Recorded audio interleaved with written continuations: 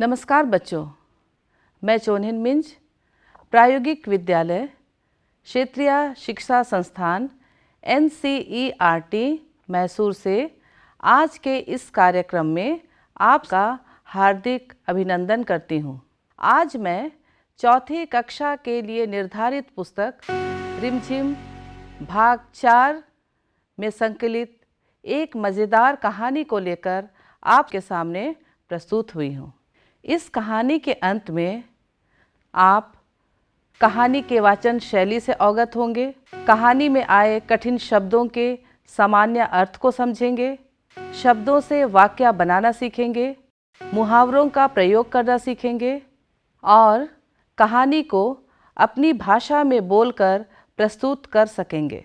बच्चों, आप लोगों को कहानी सुनना पसंद है ना?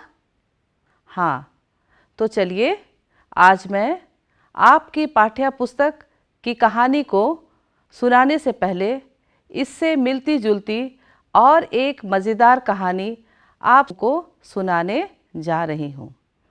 कहानी इस प्रकार है। एक राजा था और उसने अपने घर में एक बंदर पाल रखा था। दोनों में बहुत दोस्ती थी। जहाँ भी जाते थे बंदर और राजा साथ साथ में जाते थे। घूमना फिरना सब वो साथ में ही करते थे। प्रतिदिन की तरह एक दिन जब बंदर और राजा घूमने के लिए बगीचे में निकले, तब राजा ने देखा कि बंदर अजीब अजीब सी हरकत कर रहा है। राजा घबरा गए कि आखिर बंदर ऐसा क्यों कर रहा है। वो इधर उधर देखने लगा और तब वह बंदर से पूछता है कि तुम ऐसी अजीब अजीब हरकत क्यों कर रहे हो। बंदर कुछ भी जवाब नहीं देता है। फिर भी राजा बहुत परेशान हो जाते हैं।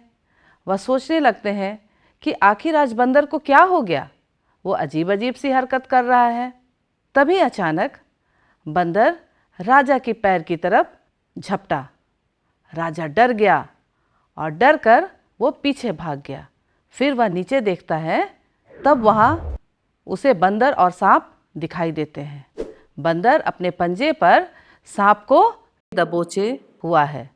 उसके दबोचने के कारण सांप की मृत्यु हो जाती है। राजा बहुत खुश होता है और खुश होकर वह अगले दिन अपने मंत्रियों से कहता है कि सभा बुलाओ। जब सभा में सारे मंत्रीगण आ जाते हैं, वहाँ बंदर भी उपस्थित होता है। वो बहुत खुश होकर सारे मंत्रियों को कहता है कि अब मुझे किसी अंगरक्षक की ज़रूरत नहीं है। अंगरक्षक का अर्थ यहाँ है बॉडीगार्ड। वो ऐलान करता है कि मैं अब किसी दूसरे अंगरक्षक को नहीं रखूँगा। मेरा अंगरक्षक बंदर ही होगा जो मेरा प्रिय मित्र है। अब वो अपने मंत्रियों को आज्ञा देता है कि कहता है कि अब मैं बंदर को पढ़ना लिखना सिखाऊंगा, इसलिए तुम बंदर के लिए कॉपी और किताब लेकर आओ। उसके मंत्री जाते हैं और बंदर के लिए किताब और कॉपी लेकर आ जाते हैं। प्रतिदिन राजा बंदर को पढ़ाता है। एक दिन की बात है, पढ़ाते पढ़ाते राजा को नींद आ जाती है। जब उसे नींद आ जाती है तब वो बंदर से कहता है कि अब मैं सोना चाहता हूँ, मेरी नींद पर कोई भी दखल ना दे। तुम ऐसा करना कि अगर कोई दखल दे तो तुम उसे शू शू करके भगाना। बंदर राजा की बात मान लेता है और राजा सोने लगते हैं। तभी अचानक भिन भिन करती हुई एक मक्खी उड़ती हुई राजा के नाक पर बैठती है। बंदर ने देखा कि मक्खी राजा को परेशान कर रही है। वो शू शू करके मक्खी को भगा देता है। फिर दोबारा मक्खी उड़ती हुई राजा के गाल पर बैठती है। फिर बंदर उसे शू शू करके भगा देता है। फिर तीसरी बार मक्खी राजा के गर्दन पर बैठती है। अब बंदर को बहुत गुस्सा आया कि बार बार वो राजा को परेशान कर रही है। इसलिए उसने क्या किया कि उसने राजा की तलवार ली और उस तलवार से राजा के गर्दन पर चला दी। फिर क्या था, मक्खी तो उड़ गई परंतु राजा जी चल बसे। तो बच्चों, कैसी लगी ये कहानी? अच्छी थी ना? हाँ, तो अब हम आपके पाठ्य पुस्तक की कहानी जिसका नाम है दोस्त की पोशाक। इस कहानी को हम सुनेंगे और कहानी का आनंद उठाएंगे। एक बार नसीरुद्दीन अपने बहुत पुराने दोस्त जमाल साहब से मिले। अपने पुराने दोस्त से मिलकर वे बड़े खुश हुए। कुछ देर गपशप करने के बाद उन्होंने कहा, चलो दोस्त, मोहल्ले में घूम आए। जमाल साहब ने जाने से मना कर दिया और कहा, अपनी इस मामूली सी पोशाक में मैं लोगों से नहीं मिल सकता। नसीरुद्दीन ने कहा, बस इतनी सी बात है। नसीरुद्दीन तुरंत उनके लिए अपनी एक भड़कीली अचकन निकाल कर लाए और कहा, इसे पहन लो, इसमें तुम खूब अच्छे लगोगे, सब देखते रह जाएंगे।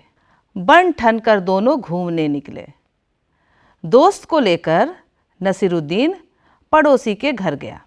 नसीरुद्दीन ने पड़ोसी से कहा, ये है मेरे खास दोस्त जमाल साहब, आज कई सालों बाद इनसे मुलाकात हुई है। वैसे तो अचकन इन्होंने पहन रखी है, वह मेरी है। यह सुनकर जमाल साहब पर तो मानो घड़ों पानी पड़ गया। बाहर निकलते ही मुंह बनाकर उन्होंने नसीरुद्दीन से कहा, तुम्हारी कैसी अकल है? क्या यह बताना ज़रूरी था कि यह अचकन तुम्हारी है? तुम्हारा पड़ोसी सोच रहा होगा कि मेरे पास अपने कपड़े है ही नहीं। नसीरुद्दीन ने माफ़ी मांगते हुए कहा, गलती हो गई, अब ऐसा नहीं करूँगा। अब नसीरुद्दीन उन्हें हुसैन साहब से मिलवाने ले गए। हुसैन साहब ने गर्मजोशी से उनका स्वागत सत्कार किया। जब जमाल साहब के बारे में पूछा तो नसीरुद्दीन ने कहा, जमाल साहब मेरे पुराने दोस्त हैं और इन्होंने जो अचकन पहनी है वह इनकी अपनी ही है। जमाल साहब फिर नाराज़ हो गए। बाहर आकर बोले, झूठ बोलने को किसने कहा था तुमसे? क्यों? नसीरुद्दीन ने कहा, तुमने जैसा चाहा मैंने वैसा ही तो कहा। पोशाक की बात कहे बिना काम नहीं चलता क्या? उसके बारे में ना कहना ही अच्छा है, जमाल साहब ने समझाया। जमाल साहब को लेकर नसीरुद्दीन आगे बढ़े। तभी एक अन्य पड़ोसी मिल गए। नसीरुद्दीन ने जमाल साहब का परिचय उनसे करवाया। मैं आपका परिचय अपने पुराने दोस्त से करवा दूं। यह है जमाल साहब और इन्होंने जो अचकन पहनी है उसके बारे में मैं चुप ही रहूं तो अच्छा है। बच्चों, आपने कहानी वाचन के दौरान कठिन शब्दों को सुना होगा, तो आइए उन कठिन शब्दों का हम साधारण अर्थ जानेंगे और उनका वाक्य में प्रयोग करना सीखेंगे। गपशप का अर्थ है बातचीत। इससे हम वाक्य बनाएंगे, दो दोस्त गपशप कर रहे हैं। पोशाक वस्त्र या कपड़े, मेरी पोशाक कैसी है? भड़कीला, जिसका अर्थ है चमकदार, भड़कीला वस्त्र धारण मत करो। बन ठन, इसका अर्थ है सज संवर कर। वाक्य में प्रयोग, मेला देखने सभी बन ठन कर गए।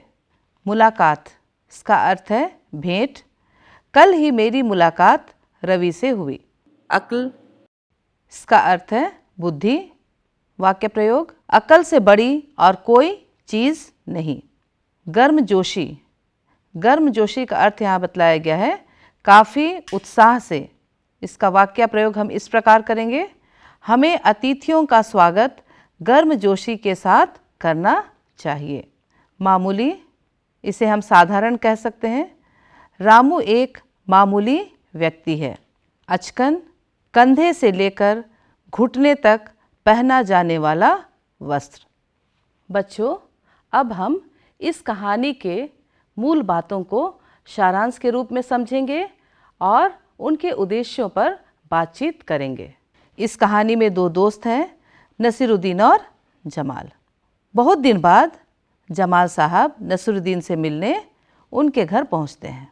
कुछ देर गपशप करने के बाद नसीरुद्दीन मोहल्ले में घूमने की इच्छा जाहिर करते हैं, किंतु जमाल मना कर देते हैं क्योंकि उसने ठीक ठाक कपड़े नहीं पहन रखे थे।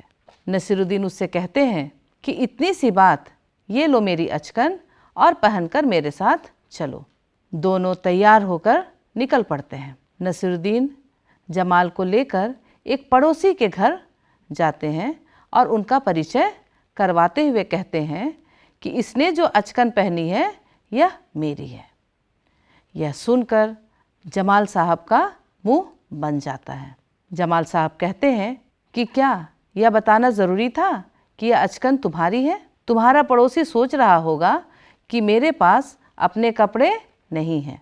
नसीरुद्दीन को अपनी गलती का पता चल जाता है। वो अपनी गलती मान लेते हैं। फिर वे दोनों चल पड़ते हैं।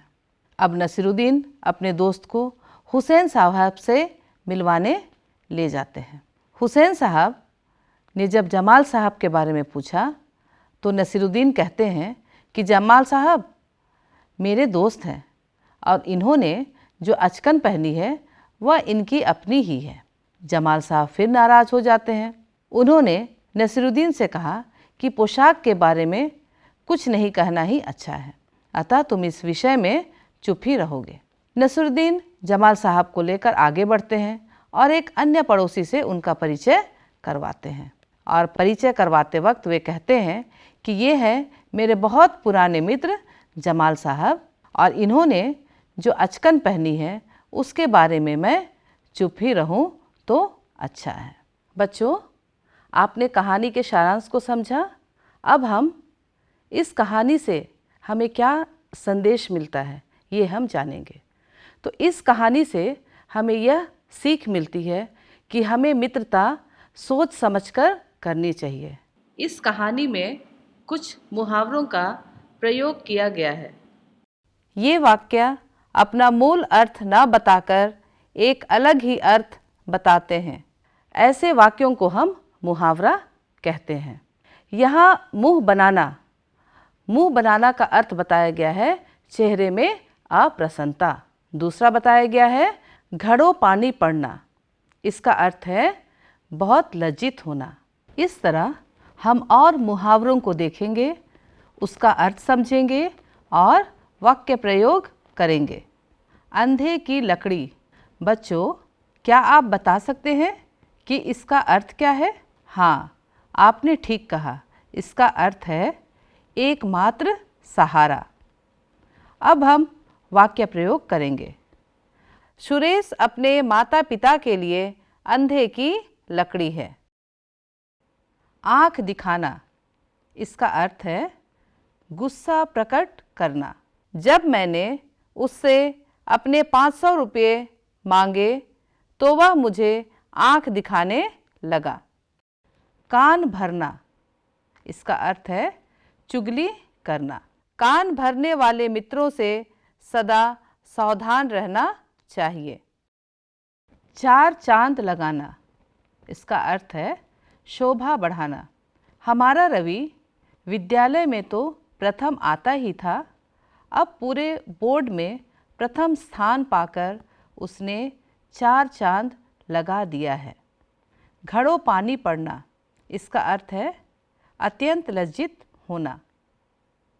खुलेआम चोरी करते हुए पकड़े जाने से उस पर मानो घड़ों पानी पड़ गया। तो ये सारे मुहावरे हैं। आप लोग अपनी पाठ्य पुस्तक से इस तरह के मुहावरों को ढूंढिए, उसका अर्थ समझिए और उसे वाक्य में प्रयोग कीजिए। बच्चों, आज के इस कार्यक्रम में कहानी की वाचन शैली से रूबरू हुए, कहानी में आए शब्दों का सामान्य अर्थ समझे, शब्दों से वाक्य बनाना सीखा। तो इस प्रकार आज हमारी कहानी जो है दोस्त की पोशाक यहाँ पर ख़त्म होती है। आज के कार्यक्रम में इतना ही। फिर मिलेंगे नए पाठ के साथ।